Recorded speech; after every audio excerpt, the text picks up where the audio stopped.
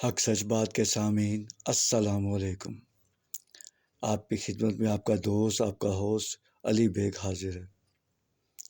آج کچھ اس طرح بات کرنا چاہ رہا ہوں کہ اولیاء اللہ کے انداز اور ان کی اخلاق سے، چونکہ یہ پوری طرح سرشار ہوتے ہیں ان چیزوں سے جو آپ سرکار صلی اللہ علیہ وآلہ وسلم کی سنت ہے۔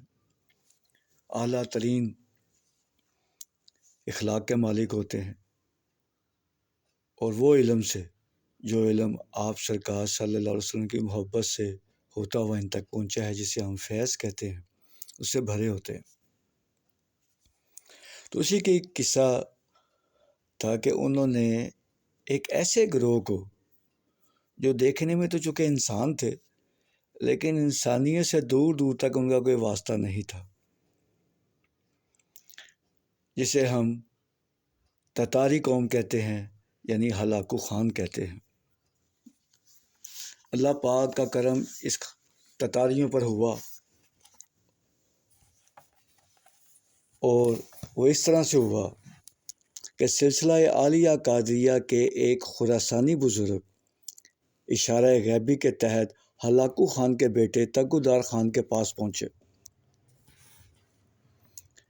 وہ شکار سے واپس آ رہا تھا اور اپنے محل کے دروازے پر اس درویش کو بیٹھا دیکھ کر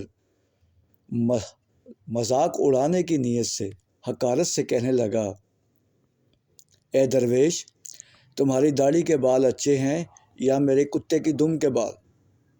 سوال اتنا سخت تھا کہ کوئی بھی طیش میں آ جاتا، لیکن وہ اللہ کے بندہ اس خوبصورتی سے اتنے تحمل سے بیٹھے اور مسکرائے، اور جواب میں آپ نے فرمایا کہ میں بھی اپنے مالک کا کتا ہوں۔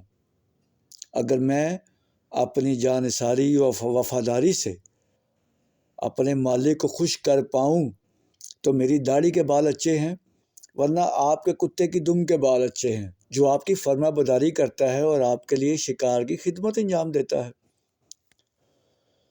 یہ الفاظ سننے تھے کہ تگودار خان کا انداز گفتگو ہی بدل گیا۔ ایسے دل پہ اثر ہوا ان کے کہ وہ کچھ سنبھل ہی نہ پایا، اپنے گھوڑے سے نیچے اتر آیا اور بڑے ادب سے آپ سے پیش آیا، آپ کو لے کر اپنے مہمان خانے میں لے کے آیا محل کے، اور آپ کے زیر سایہ تعلیم اور اخلاقیات کے جو سبق تھے وہ اس نے سیکھے، اور در پردہ اس نے اسلام قبول کر لیا، مگر اس خیال سے ظاہر نہ کیا کہ ناسازگاری حالات کے پیش نظر کہیں اپنی قوم کی مخالفت کا سامنا نہ کرنا پڑے۔ بعد ازاں ان کو یہ کہہ کر رخصت کر دیا کہ آپ کچھ عرصے بعد تشریف لائیے، تاکہ میں اس دوران اپنی قوم کو ذہنی طور پر یہ نیا مذہب قبول کرنے کے لیے تیار کر سکوں۔ تو وہ درویش اپنے وطن واپس چلے گئے، مگر چونکہ وقت پورا ہو گیا تھا، اس لیے وہ اللہ پاک کو پیارے ہو گئے اور پردہ فرما لیا۔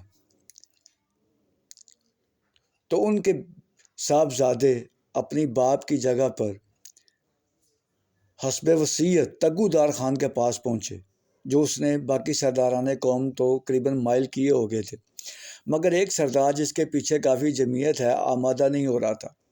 حضرت نے تگودار خان کے مشورے سے اسے بلوایا اور تبلیغ فرمائی، مگر اس نے کہا کہ میں تو ایک سپاہی ہوں، میں صرف طاقت کی زبان سمجھتا ہوں کہ جس کی ساری عمر جنگ میں گزری ہے، اور میرا ایمان صرف طاقت ہے۔ اگر آپ میرے پہلوان کو کشتی میں پچھاڑ دیں گے تو میں مسلمان ہو جاؤں گا، آپ کے ہاتھ پہ ایمان لے آؤں گا۔ یہ بات سن کر آپ نے تگودار خان کے منع کرنے کے باوجود اس سردار کا چیلنج منظور کر لیا، اور مقابلے کے لیے تاریخ و وقت کا تعین کر کے اجتماع ناظرین کے خیال سے اعلان عام کرا دیا۔ تگودار خان نے بہتریا کہا کہ تتاری نوجوان پہلوان سے ایک سن رسیدہ کمزور جسم درویش کا مقابلہ ناانصافی اور قتل کے مترادف ہے، مگر مخالف سردار نے کہا یہ مقابلہ ہو کر رہے گا۔ اول تو اس لیے کہ اس درویش کے قتل سے اس قسم کے دوسرے دخل و در معقولات کرنے والوں کو عبرت ہوگی، اور دوم اس لیے کہ خان اعظم یعنی تگودار خان آئندہ اس قسم کے چلتے پھرتے لوگوں کی باتوں کو درخور اتنا سے نہ سمجھا کریں گے اور نہ کوئی اہمیت دیں گے۔ چنانچہ مقررہ دن ہزارہا مخلوق کے موجودگی میں مقابلہ ہوا۔ حضرت نے جاتے ہی اس اونچے لمبے پہاڑ جیسے پہلوان کو ایک تھپڑ رسید کیا۔ اس زور سے اس تتاری پہلوان کے اوپر رسید ہوا کہ اس کی کھوپڑی پھٹ گئی اور لوگوں میں شور مچ گیا۔ سب لوگ حیران تھے، یہ کیا ہو گیا کہ وہ پہلوان زمین پہ گر کے تڑپ کے مر گیا۔ تو چونکہ اس سردار نے حسب وعدہ میدان میں نکل کر آپ کے ہاتھ پر بوسہ دیا اور اسلام قبول کر لیا۔ اکثر حاضرین نے بھی اسلام لے آئے اور تقودار خان نے بھی اپنے اسلام کا اظہار کر کے اپنا نام احمد رکھا۔ تاریخ میں اس کا یہی نام 1281 تو 1284 تحریر ہے۔ اپنے دور اقتدار میں اس نے سلاطین مصر سے بھی تعلقات استوار کرنے کی کوشش کی، لیکن تتاری جرنیلوں نے بالعمول اس کے اسلام لانے کو پسند نہ کیا اور بغاوت کی، اور احمد باوجود مقابلہ کے کامیاب نہ ہو سکا اور شہید ہوا۔ مورخین نے اس واقعے کو قدرت کی ایک عجیب سے تمثیل قرار دیا کہ باپ یعنی ہلاکو خان تو اسلام اور عرب تہذیب کو تباہ کرے اور بیٹا احمد تگودار خان اسی تہذیب و اسلام کے تحفظ کے لیے اپنی جان قربان کرے۔ سبحان اللہ۔ تو بات یہ تھی